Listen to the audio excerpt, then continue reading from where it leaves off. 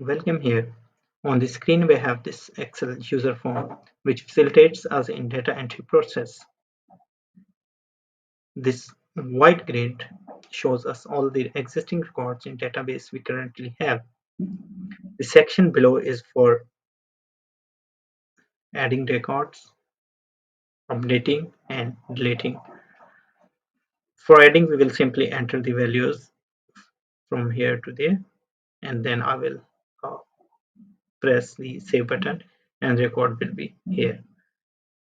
To update, I have to select one from here and I will make the required changes and then I will hit the save button and the record will be saved accordingly.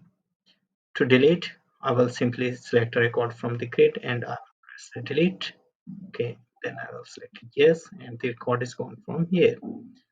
Another quick way to add a record is to replicate the existing one. To replicate the record, I have to select one like this and then I will double click this row and this now will be treated as non-existing records saving as a new.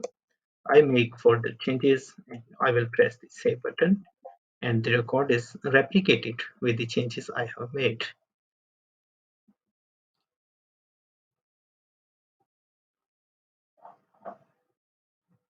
This reset button shows resets the all fields in this area and the reset button here will empty the grid. Then I will press show all and I will see every record presented in the worksheet database. We here also have a feature of sorting and finding the column. Sorry, I update this one and I want to find out for that 004. I press this and this will here. Okay, similarly, if I want to select this one, I click this and this record is here. This find function will look up through every column and every row in the grid and will show the matching ones only.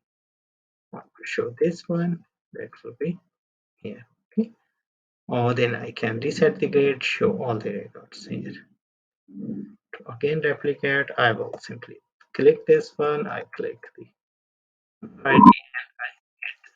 This makes the data entry process pretty easy and convenient.